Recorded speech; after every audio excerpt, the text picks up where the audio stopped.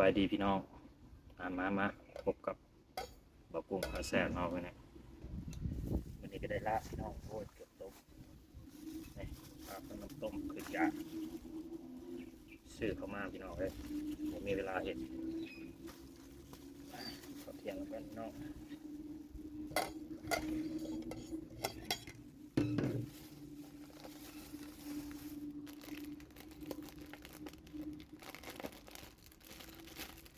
ตับแซ่บเลยวันนี้พี่น้องพี่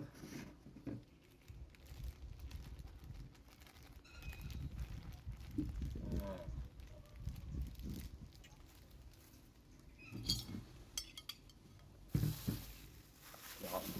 แซ่บโอ้ผักมันเป็นไฮไลท์เลยหลายครบครัวเลยมีครบสุดเลยผักมีมะแตงกาดขาวหลายควร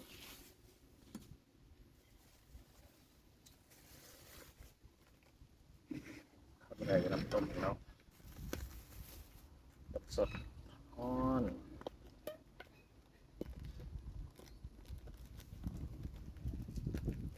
เครื่องใน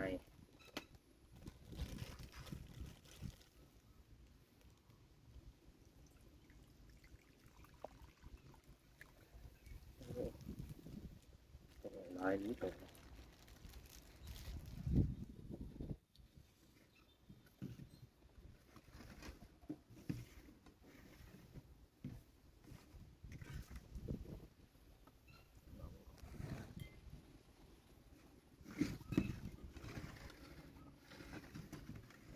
แบบใส่ซะแบบสีแหละน้องพี่น้องเนาะ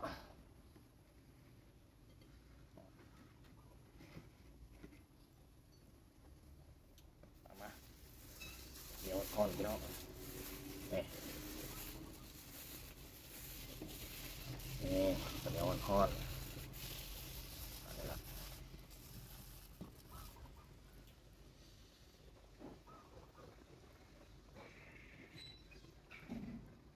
มาเด้อข้าวเที่ยงกัน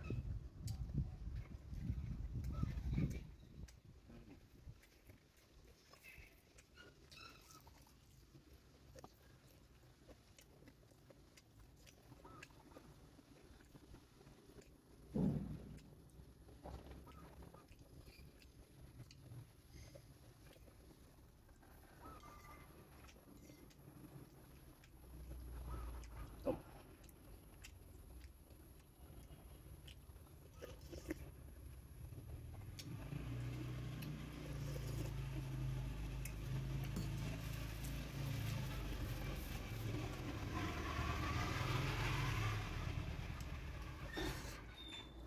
นี่ให้พี่น้อง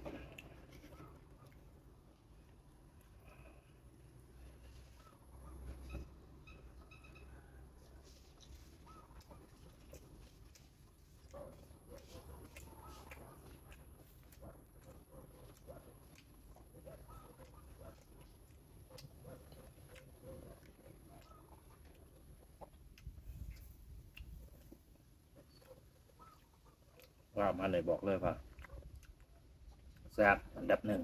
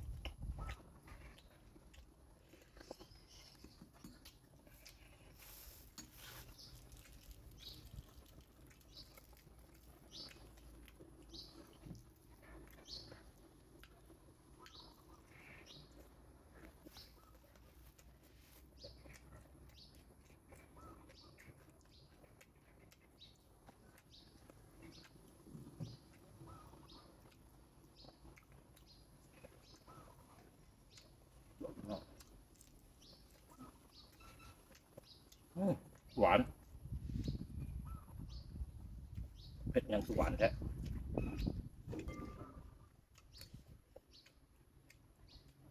อืม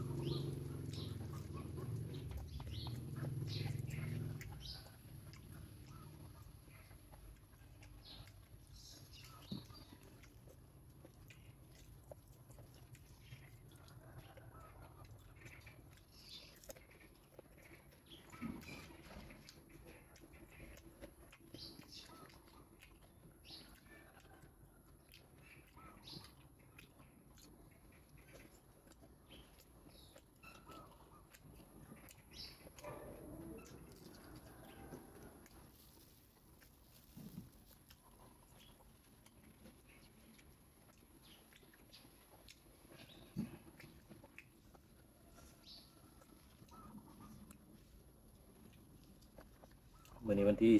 12 เดือน10เนาะฝนก็เริ่มสิเบิดแล้วพี่น้องหัวลมหัวหนาวออกแล้วพากันรักษาสุขภาพหน่อยเด้อพี่น้อง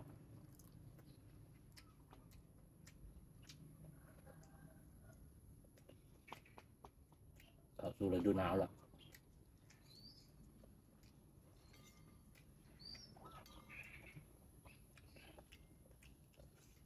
ไปกินข้าวเที่ยงครับยังก็ฝากคอมเมนต์หน่อยเด้อพี่น้องเด้อ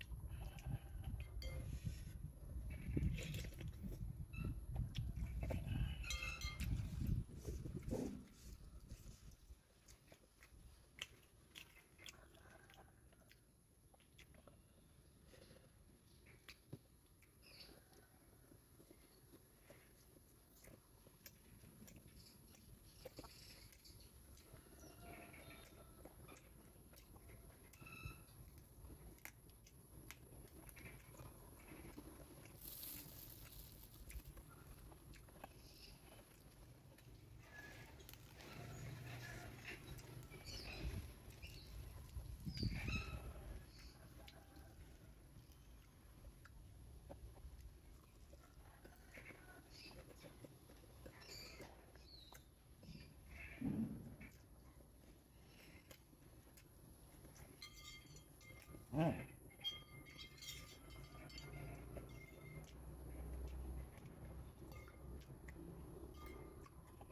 ก็น้ำต้มเป็นไฮไลท์เลย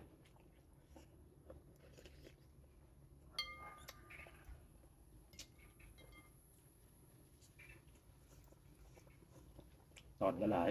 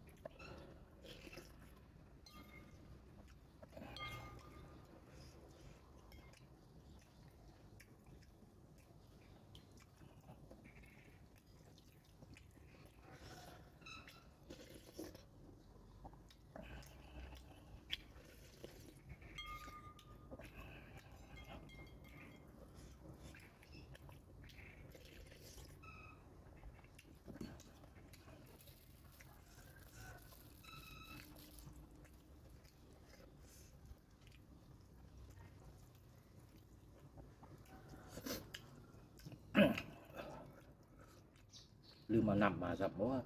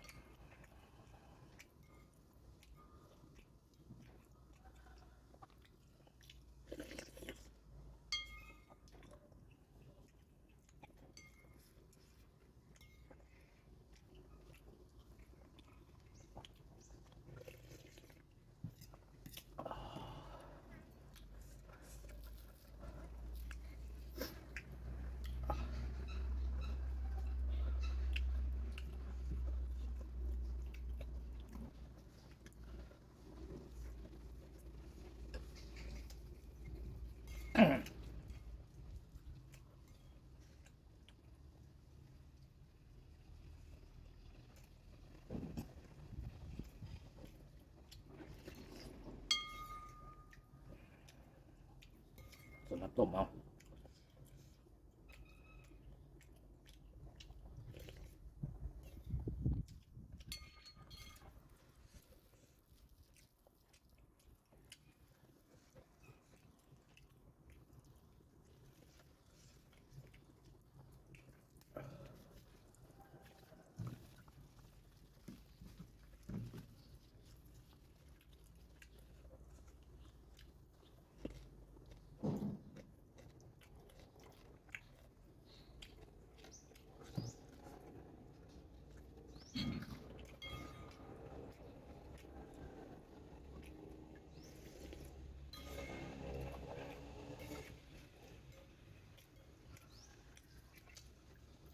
ขนาด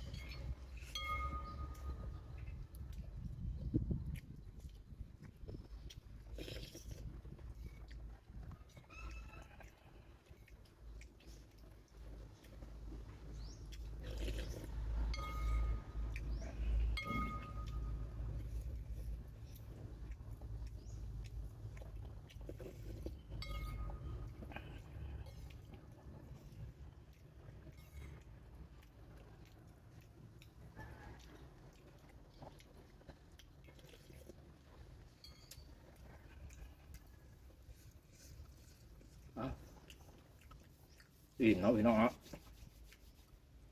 ซื้อมาแล้วเที่ยงเนี่ยเอามาฮอดตอนนี้ก็อิ่มแล้วเนาะขอจบคลิปสำนีก่อนเนาะพี่น้องฝากในเด้อพี่น้องเด้อคันไปมากกะฝากกดไลค์กดติดตามส่องบอกกุ้งพาแซ่บในเด้อ